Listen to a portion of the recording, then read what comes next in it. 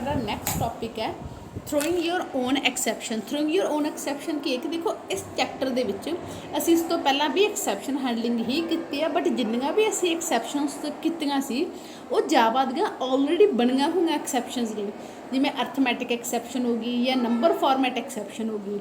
But जेकर तुसीं कोई अपनी एक्सैप्शन बनाउणा चाहुंदे हो, अपनी तो मेरा मीनिंग है कि जिद्दां मैं कहा कि जेकर ए दी वैल्यू 10 तो ग्रेटर है तो ओके है, ए दी वैल्यू प्रिंट हो जाए।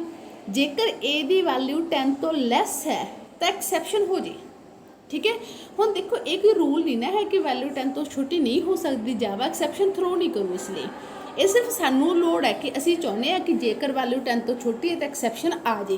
तो उस केस दे विच इदां दी एक्सैप्शनस लाउण लई जिहड़ियां साडी लोड़ मुताबिक है, जावा दी एक्सैप्शनस नहीं हैगियां, तो उदों असीं अपणियां एक्सैप्शनस बनाउणे आ, उहनूं ही असीं बोलदे आ थ्रोइंग योर ओन एक्सैप्शन।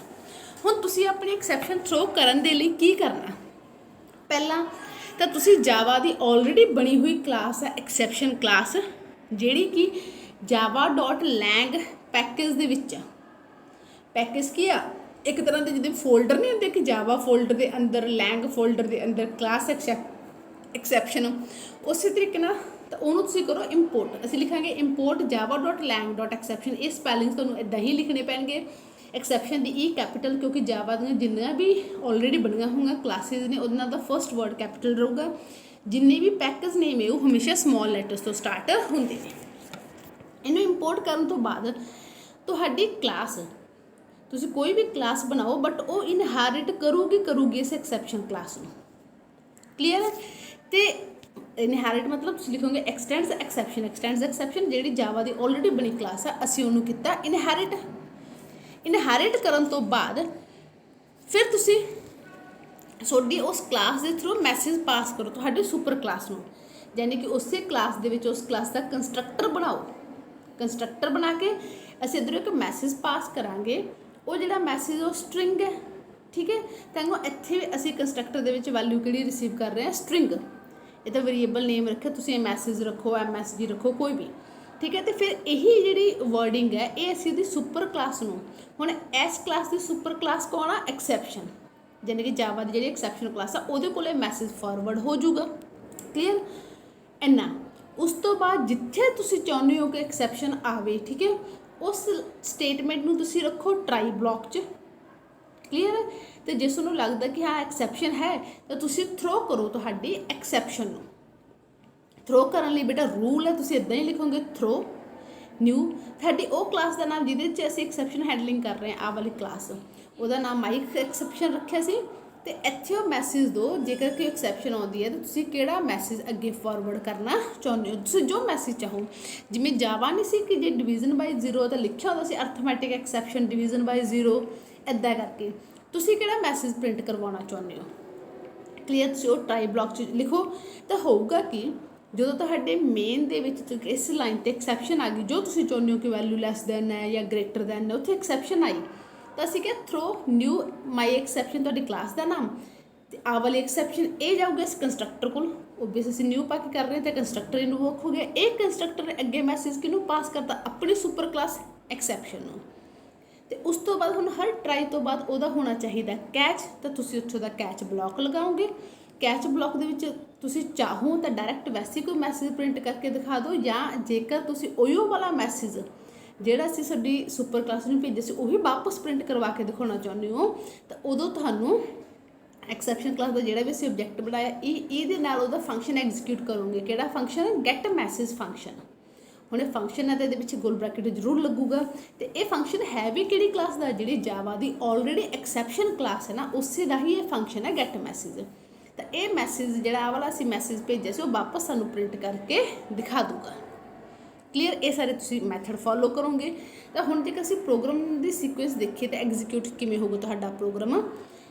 असीं क्लास बनाई टेस्ट माई एक्सैप्शन क्लास, जिहदे विच मेन दे विच जाके असीं दो वेरीएबल लए एक्स अते वाई, ते असीं की कहा कैलकुलेशन कीती Z असीं किवें कैलकुलेट किया x divided by y। Clear, हुण ये दोनों इंटीजर सी, असीं इंटीजर्स नूं फ्लोट दे विच कन्वर्ट करके डिवाइड करके Z दे विच पाया।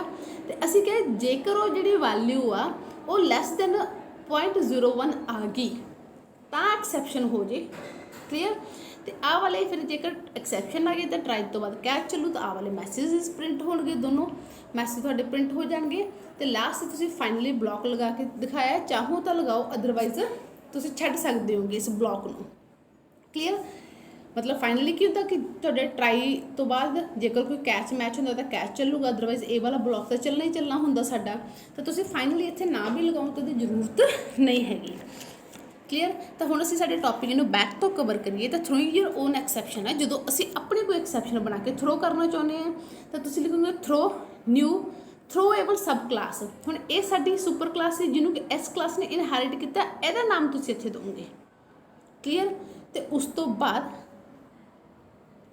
ਜਿਹੜੀ ਤੁਹਾਡੀ ਕਲਾਸ ਹੈ ਉਹ ਐਕਸੈਪਸ਼ਨ ਕਲਾਸ ਨੂੰ ਇਨਹੈਰਿਟ ਕਰੂਗੀ। ਪਹਿਲਾਂ ਇੰਪੋਰਟ ਕਰਕੇ ਉਹਨੂੰ ਇਨਹੈਰਿਟ ਕਰੋ ਤੇ ਉਹਦੇ ਕੰਸਟਰਕਟਰ ਦੇ ਥਰੂ ਉਸ ਕਲਾਸ ਨੂੰ ਮੈਸੇਜ ਭੇਜੋ। ਕਿਹੜਾ ਮੈਸੇਜ? ਜੋ ਵੀ ਤੁਹਾਡਾ ਇੱਧਰੋਂ ਮੈਸੇਜ ਆਊਗਾ। ਇਸੇ ਪ੍ਰੋਗਰਾਮ ਨੂੰ ਇੱਕ ਈਜ਼ੀ ਵੇ ਨਾਲ ਜਿਹੜਾ ਬਣਾ ਕੇ ਤੁਹਾਨੂੰ ਮੈਂ ਦਿਖਾ ਰਹੀ ਹਾਂ।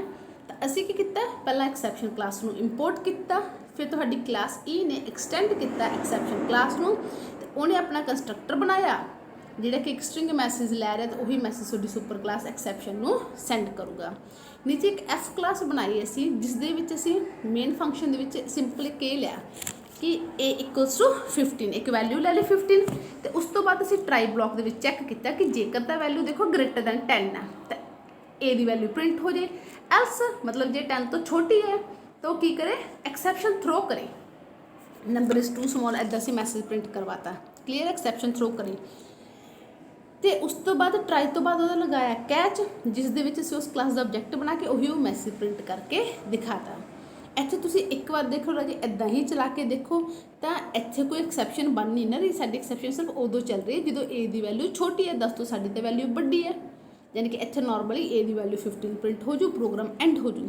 ਬਟ ਜੇਕਰ ਇੱਥੇ ਮੈਂ 15 ਦੀ ਜਗ੍ਹਾ 5 ਕਰ ਦਿਆਂ ਤਾਂ ਐਕਸੈਪਸ਼ਨ ਥਰੋ ਹੋਊਗੀ। ਇਹ ਐਕਸੈਪਸ਼ਨ ਜਾਊਗੀ ਤੁਹਾਡੀ ਕਲਾਸ ਕੋਲ, ਈ ਕਲਾਸ ਕੋਲ, ਤੇ ਈ ਕਲਾਸ ਉਹੀਓ ਮੈਸੇਜ ਨੂੰ ਪਾਸ ਕਰ ਦਿਓ ਆਪਣੀ ਸੁਪਰ ਕਲਾਸ ਯਾਨੀ ਕਿ ਐਕਸੈਪਸ਼ਨ ਕਲਾਸ ਨੂੰ। ਤੇ ਨੀਚੇ ਅਸੀਂ ਉਸ ਕਲਾਸ ਦਾ ਆਬਜੈਕਟ ਬਣਾ ਕੇ ਜੇਕਰ ਐਕਸੈਪਸ਼ਨ ਆਉਂਦੀ ਹੈ ਤਾਂ ਕੈਚ ਦੇ ਵਿੱਚ ਉਸੇ ਦਾ ਹੀ ਮੈਸੇਜ ਪ੍ਰਿੰਟ ਕਰਕੇ ਦਿਖਾ ਰਹੇ ਹਾਂ। ਇਸ ਤੁਹਾਡਾ ਟੌਪਿਕ ਹੈ exception, throwing your own exception.